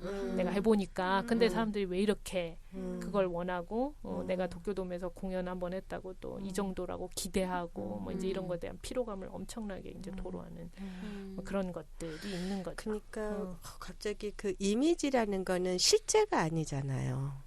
이미지라는 것 자체가 그 연예인의 이미지. 그쵸. 근데 이제 우리 그냥 평범한 사람들도 어떤 그런 이미지를 갖고 싶어 하잖아요. 그런 이미지를 욕망하잖아요. 그 이미지가 실제가 아닌데 우리의 삶에 진실은 여기 있는데 우리는 이 진실에서 항상 멀어져 가지고 그러한 것을 욕망함으로써 자기도 모르게 어떤 자본의 이 이윤에 거기에 이렇게 파닥거리고 있는. 지금은 미디어 사람이 그걸 엄청나게 부추기는 예, 측면이 그러니까 있죠. 이렇게 계속해서. 그러니까 저는 한류 같은 게 별로 반갑지가 예, 않은 것 같아요, 솔직히. 예. 네. 뭐 배우들 말고도 한 명 더 거론하고 싶은 사람의 죽음이 이제 김종학 프로듀서의 죽음. 맞아요. 예. 그분 같은 경우가 정말 이제 그 김종학 프로덕션을 이제 만들면서 그럼요. 벤처 돈을 엄청 끌어모아서 그때 주가 엄청 뛰고 그러고 이제 배용준하고 태양사신기하고 장렬히 망하시고 그러한 이후에 이제 뭐 신이 같은 작품 잘 안 되고 이러면서 그거 끝내고 자살한 거거든요. 근데 나이로는 보나 뭐나 저는 근데 김종학 씨 죽음 이후에 한국의 이 프로듀서들이 아무도 아무 말도 하지 않는 걸 보고 너무 놀랐어요. 어떻게 이럴 수가 있나. 그 사람이 그거부터 만든 사람이잖아요. 사실은. 모래시계 전에. 여명의 눈동자. 그 그러니까 굉장히 이제 어떠한 흥미로운 시기를 거치고 온몸으로 그 장을 만들고, 그러니까 제 말은 그분을 일방적으로 대단한 사람으로 추켜 세워야 된다는 게 아니라 지금 이런 사람이 이렇게 왔을 때 이것이 무엇인가를 그렇지. 성찰하는 얘기가 왜 없는가. 그래서 뭐 사석에서 알만한 사람들하고는 그쪽 사람들하고 얘기를 해봤는데 드러내고 싶지 않은 거예요. 지금 그걸 드러냈다가는 이 매개, 이 구조 속에 지금 놓여 있는 자기들의 이 어떤 처지라는 게 이걸 어떻게 문제화해야 되냐라고 하는 거가. 그러면 실제로는 굉장히 화려하지만 유리조각 같은 상황인 거네요. 그렇죠. 유리조각이 얼음조각 같은 상황인 그렇죠. 거네요. 예. 뭐 이게 다 연결돼 있죠. 사실은 뭐 엄청나게 이게 뭐라 그러죠? 다 외주 제작사로 이제 조그맣게 돌리는 이제 이런 식의 프로그램에서는 그 굉장히 무리하게 일을 해야 되기 때문에 과로사, 자살 이런 게 장난이 아니거든요. 근데 정말 아까 선생님이 얘기하셨을 때 여성 연예인의 노동은 미래의 노동이다라고 얘기하신 게 계속 와닿아요. 왜냐하면 이게 화려하지만 않을 뿐 시간 강사의 삶도 되게 비슷하고요. 맞아요, 선생님. 그리고 뭐 아까 그 이제 빚을 져서 업계에 들어가야 되고 이런 것들이 저는 학부생들의 삶하고도 연결돼 맞다. 엄청난 석사, 박사도 얼마나 돈도 많이 들어가지고 그러니까 근데 그렇게 들어갔을 때도 지금 한국의 아카데미는 거의 재생산이 맞아요, 멈춘 계이기 때문에 그렇죠. 그래서 우리 그 얘기 했었었는데 땡땡네 성폭력 이야기 한참 나올 때 학계 내 성폭력이 안 나오는 거예요. 근데 그거는 아까 제가 연애산업도 잠깐 언급했지만 그거야말로 진짜로 권력의 카르텔이 엄청나기 때문에 학계하고 제 생각엔 종교계하고 연예계가 같이 나올 거예요. 제일 마지막인 것 같은 그러니까 그런 상황인 거죠. 그렇게 생각하면 그냥 우린 덜 화려한 연예인 상태. 제가 글 쓰면서 그 생각 되게 많이 했어요. 그래서 사실은 그 상황을 생각하면서 쓰게 된 문장들이 사실 많은데 그래서 이 노동 주체성 얘기 같은 게 뭐 어려운 얘기를 하려고 한 게 아니고, 그러니까 노동 주체성은 뭐 쉽게 말해서 자기가 하는 일하고 어떻게 관계를 맺는가, 자아가 그 일과 어떤 관계를 맺고 있는가의 의미화의 언어인 것이잖아요. 그럴 때 아까 뭐 이 친구들을 보면 아까 뭐 한 4가지 정도로 분류될 수 있는 지망 동기, 그리고 이제 진입 경험에서 굉장히 성별화된 것, 뭐 이런 게 결국에는 거의 이제 남녀로 사실은 약간 갈려요. 이쯤에 와서는 이 노동 주체성, 자기 일과 자기를 어떻게 생각하냐. 이럴 때 대부분의 남자 지망생들은 이 로또판에서 잘해서 잭팟을 터뜨릴 수 있을 거야. 놀랍게도 독립영화계에 있는 친구들도 1인 기업가 1인 기업가. 그래서 그게 이제 꿈이 되는 거죠. 여자 지망생들은 그렇게 생각하는 경우는 거의 없어요. 난 스타는 안 될 것 같아. 난 소소하게 이런 일 하고 싶어. 어디든 얼굴을 내밀 수 있으면 돼. 그래서 사람들한테 안 잊히고 계속 일할 수 있으면 돼. 뭐 이제 이런 걸 미디어 퍼스널리티 뭐 이런 개념을 가져서 설명을 해본 건데요. 근데 그렇다 하더라도 이 경우도 어쨌든 그렇게 이 여기에서 어떤 자리를 차지할 수 있겠지. 고꿈 아직은 이제 그 이루지 못한 이런 식으로 사실은 얘기를 하는 게 굉장히 대별이 될 때 제가 왜 다 꿈들을 얘기할까? 처음에 그 장자연의 꿈을 생각하면서 했는데 진짜 인터뷰할 때 다 꿈을 얘기를 잭팟을 터뜨리든지 이 꿈이 부분에서 또 한편은 제일 잘 팔리는 그쵸. 이데올로기. 그래서 들으면서 그러니까 저는 사실은 이 얘기를 처음 시작할 때는 여성 노동자의 주체성이라고 그러니까 이때의 주체성이라고 하는 건 자율성이랄까요? 이거를 폐기하지 않으면서 그들의 욕망과 함께 산업구조를 같이 보고 싶었는데 그게 참 어렵다라는 생각이 들면서 뭐가 지금 떠올랐냐면 프로듀스 101이라는 프로그램. 그러니까 소녀들의 너무 끔찍해. 그러니까 뭐랄까요, 발랄함과 꿈과 욕망과 열정과 이런 거를 완전히 하나의 거대한 스펙타클로 만들어 냈었던 장이잖아요. 그래서 그 기획사하고도 다 연결되어 그쵸. 있고요. 그래서 힘이 센 기획사 소속인 친구가 나왔을 때 훨씬 더 카메라를 많이 받는 권력의 문제 이런 것도 얘기 많이 됐었거든요. 근데 그래서 한바탕 꿈의 향연이 펼쳐지고 몇 명이 뽑혀가지고 IOI가 결성이 돼서 이제 활동을 하고 있는데 흥미로운 건 이 친구들은 연말이면 해체되죠. 그러니까 매우 불안정한 노동 조건에서 하고 있는 상황인데요. 이거를 한 큐에 딱 정리해 줄 수 있는 게 뭐냐면 이 프로듀서 101을 만든 PD가 어디서 인터뷰를 하는데 자기는 삼촌들을 위한 건전한 야동을 만들고 싶었다. 그렇죠. 라고 얘기를 하거든요. 요새 사람들은 정말 인터뷰는 노골적이야. 노골적이고 수준이 정말 저열하게 짝이 없는데, 그러니까 그게 사실은 정확한 거죠. 그 그쵸. 소녀들 하나하나의 재능, 가슴이 아프냐. 재능이랑 그다음 주체성과 자율성 이런 거 너무 아름답고 높이 사줄만 하지만 그건 사실 열정 노동으로 퉁쳐져 버리는 거고 그들의 열정 노동이라고 하는 것은 삼촌들의 포르노인 거죠. 그러니까 이것들이 사실은 어려운 문제. 그렇죠. 그래서 그러니까 조심스럽죠. 그러니까 그렇게 얘기를 할 때 뭐 그 친구들은 당연히 재능이 있고 욕망도 있고 뭐 성공하고 싶은 희망도 있고 뭐 그런 게 다 잘못됐다고 지금 얘기를 하는 건 아니죠. 이데올로기적으로 오염됐다고 말하는 건 아니고. 근데 이제 어떠한 장안에서 그런 욕망을 갖게 됐는가를 이제 보지 않으면 사태가 이제 더 나아지지 않을 거라는 이제 생각이 이제 드는 것이고요. 그럴 때 이제 이 꿈이 계속 중요해진다면 이거는 그 꿈을 이룰 수 있는 사람은 어차피 너무나 소수일 수밖에 없는 상황인데 뭐 아주 이제 이게 사람들이 그런데 계속 뛰어들게 되는 자기를 죽여가면서 그런 식의 인권 침해가 아니고 뭐 이걸 견디면 뭐 이렇게는 되겠지 저렇게는 되겠지라고 하는 걸 견디게 하는 그 힘이 된다는 점에서 이제 문제적이라는 생각이 좀 드는 거죠. 예. 그래서 그니까요. 어떻게 하면 좋을런지 슬슬 마무리하는 네. 대안이나 이런 걸로 가야 될 것 같은데 한 가지만 더 얘기하고 싶은 게 이게 이제 오늘은 배우를 중심으로 얘기했지만 사실 저를 되게 강하게 사로잡게 있는 건 아이돌 산업이거든요. 그죠? 그리고 아까 말씀하셨던 것처럼 한류라고 하는 수출 상품을 만들어야 되기 때문에 쯔위 사태 같은 것도 막 생기는 거죠. 아무 생각 없이 막 어린 아이돌을 그러니까 이때 어리다는 건 JYP가 어린 아이돌 취급했기 때문인 건데 그냥 던져버리고. 그쵸. 근데 이게 되게 최근에 나온 이상한 그 사례 중에 하나 뭐냐면 SM에서 제가 지금 갑자기 그 아이돌 이름이 생각이 안 나는데 굉장히 이상한 아이돌을 하나 만들었어요. 예. 남자? 남자 아이돌인데요. 얘네들은 딱 뭐 H.O.T면 5명 이런 식으로 구성되어 있는 게 아니라 나라 스팟이 있는 거예요. MTS인가? 뭐 그런 식의 그래서 마치 게임 같은 거죠. 약간. 네, 그런 식으로 꾸리는 거여서 한국에서 활동할 때는 누구가 멤버고 여기서 만든 노래를 유럽에서 할 때는 다른 멤버들로 해가지고 다른 가사로 이 노래를 팔고 이런 식으로 완전히 해처모여가 매우 자유로우면서 아무런 계약적인 구속력이 없는 그쵸. 아이돌 하나 그룹을 만든 거예요. 맞아요, 선생님.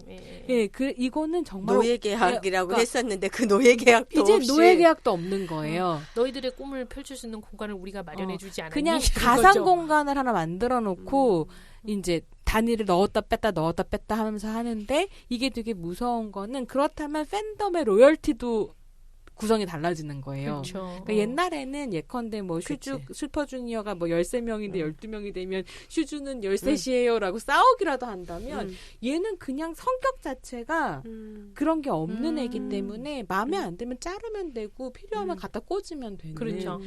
완전하게 정말로 말랑말랑해져 버린 노동력을 그대로 보여주는 그렇죠. 실체도 없이. 그러니까 SM의 그 실험이 어떻게 할까? 그런데 이제 SM이 또 이렇게 뭐 그 이미지 자기네 가지고 있는 이 연예인들의 이제 이미지를 홀로그램으로 이렇게 해가지고 공연을 하는 이런 극장까지 가지고 있잖아요.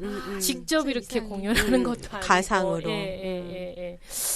그런 상황. 저 가끔 이제 의류적으로 70년대, 80년대 한국의 반문화라는 게 있었다고 친다면 그 반문화의 한 명이었던 이수만인 거잖아요. 그렇죠. 어떻게 변절하는가, 어떻게 완전히 신자유주의적이 되는가를 보여주는 되게 상징적인 인물이라는 그렇죠.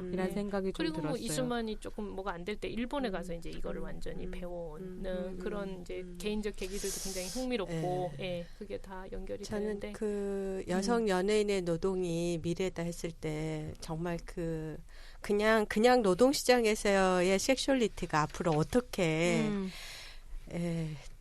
더 강하게 항상 보여지는 모습, 그쵸. 나의 실제하고는 다르게 항상 보여지는 모습과 관리를 정말 24시간 연예인만 해야 되는 게 아니라 그럼요. 누구나가 다 이제 그 그렇죠. 피로에 찌드는 노동을 하는데 내용은 없는 거.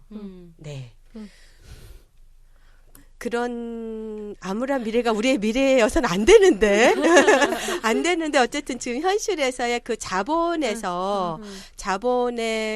그 포획에서 벗어나지 않으면 그런 미래가 기다릴 수도 있다라는 그런 현실을 또 이렇게 얘기하게 되는 것 같습니다.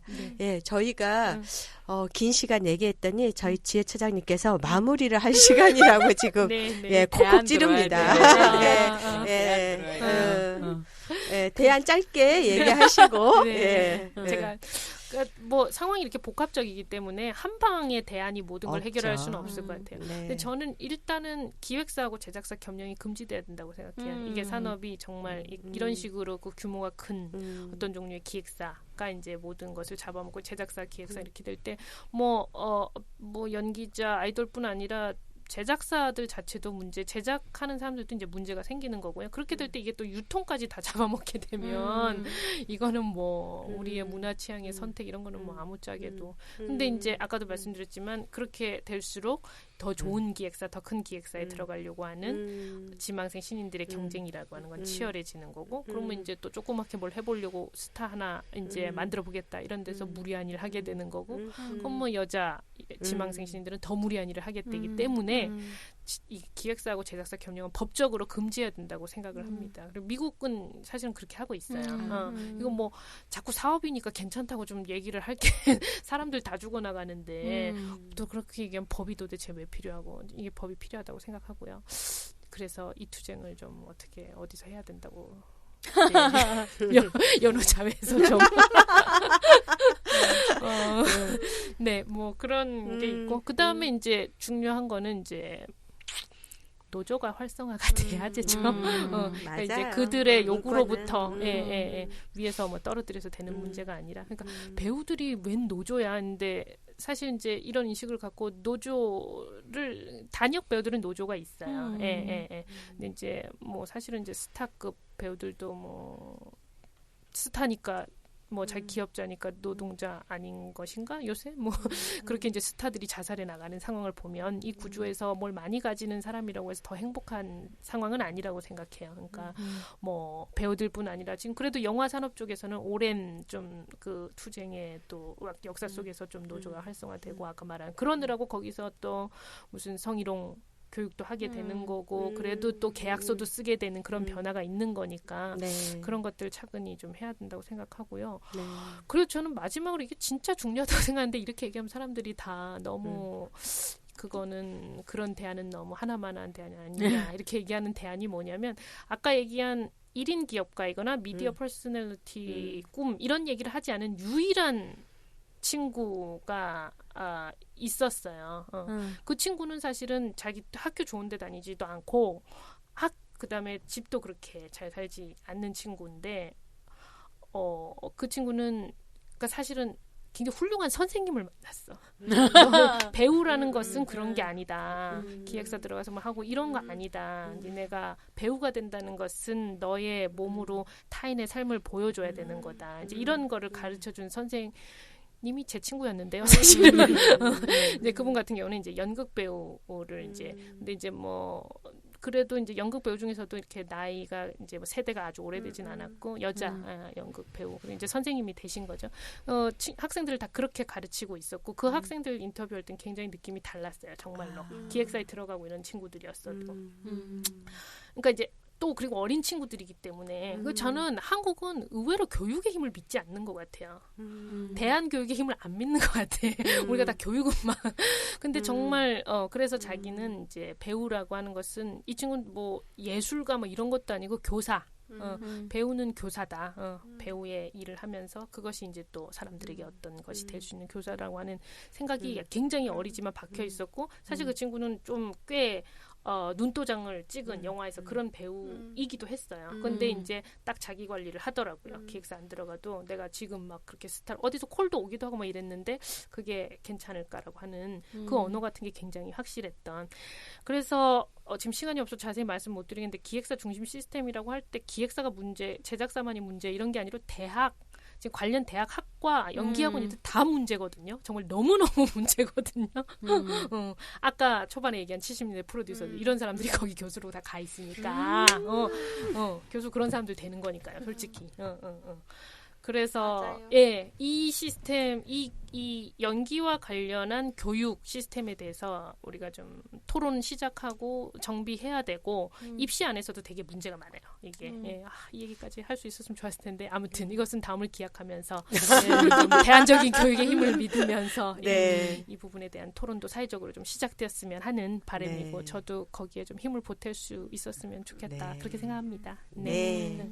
아유, 얼마나 많은 대안을 생각하셨겠어요. 그 질문을 품고. 근데 짧게 말씀드려서 좀 죄송하기도 한데, 예. 또 다음에 그런 얘기는 좀 나누어 봤으면 예, 생각하고요. 예, 이렇게 해서 오늘 우리가 그 젠더 돋보기에서는 미디어 산업, 특히 이제 연예 산업에서 여성 연예인의 위치와 현실이 어떠한가 라는 질문을 하다 보니 여성 연예인의 노동에 대한 얘기를 하게 됐고 그게 모든 이렇게 우리가 곧 맞닥뜨릴 여성 노동자들의 노동의 미래가 아닌가. 근데 그런 노동은 정말 너무 불행하다. 여기에서 벗어날 수 있는 대안을 우리가 찾아야 되겠다. 이러한 얘기들을 오늘 젠더 돋보기 시간에 나누어 봤습니다. 아쉽지만 예, 오늘은 이제 여기서 마쳐야 될 것 같아서 예, 인사도 하실 겸 뭐 한두 마디 예. 하고 오늘의 방송을 마치도록 하겠습니다. 어느 부분부터 하실 얘기 없으세요? 아니 그냥 뭐 내 얘기 되게 많이 하고 하겠죠. 하고 예. 들은 것 같고요. 그러니까 화두로 가져가야 되겠다라는 생각을 좀 했습니다. 네. 저는 이미지에 속지 말고 실제의 삶을 살자 뭐 이런 생각이 듭니다. 예. 그 안에도 사람이 살고 있고 그들의 노동도 다시 봐야 된다는 생각을 좀 했습니다. 네. 저는 저기 논문 쓰고 하면서 제가 장자연 씨 생각을 정말 많이 했는데요. 아는 사람 같이 느껴지고. 근데 그 다음에 제가 졸업하고 이 문제를 반드시 어떤 방식으로든 해결을 뭐 어떤 게 해결일까요? 좀 더 사회에서 이 얘기를 더 할 수 있는 어떤 기회가 어떻게 만들어줄 수 있을까 늘 굉장히 소망해 왔는데 오늘이 네. 또 어떤 새로운 시작이 된 것 같고 네. 네, 선생님들이 처음에 그렇게 이해를 해주셔서 정말 감사했습니다. 그러니까 진짜 뭐라 그럴까요? 많이 얘기했는데 사실은 정말 제가 절실히 깨달았어요. 사람들은 이런 문제에 관심이 없구나. 이 여자 연예인이 이렇게 죽은 거에 대해 사실은 아무도 관심이 없구나. 이게 저의 굉장히 처절한 그리고 나도 관심이 없었는데 뭐 어쩌다 보니 이렇게 되고 있는데 네, 더 기회가 좀 제가 만들어야 될 거고 생길 수 있겠죠. 예, 그래서 저는 장지연 씨를 위해서 뭔가 아무튼 제가 생각하는 뭐 굿을 한 판. 아니 굿 안 돼요. 그렇군요. 네. 언어화된 방식을 찾으시다. 네네네. 아니요, 굿도 괜찮아요. 아무튼 네. 네. 뭔가 그쵸 그 애도 제대로 된 애도 애도. 그리고 우리 사회에서 이것이 중요한 공적 이슈라고 하는 문제 제기 해결 여기에까지 제가 뭐 할 수 있게 되기를 바라고 있습니다. 노력해야 되겠죠. 네. 오늘 불러주셔서 감사합니다. 예, 네, 감사합니다. 예, 이걸로 마치겠습니다. 예, 모두들 수고하셨습니다. 예.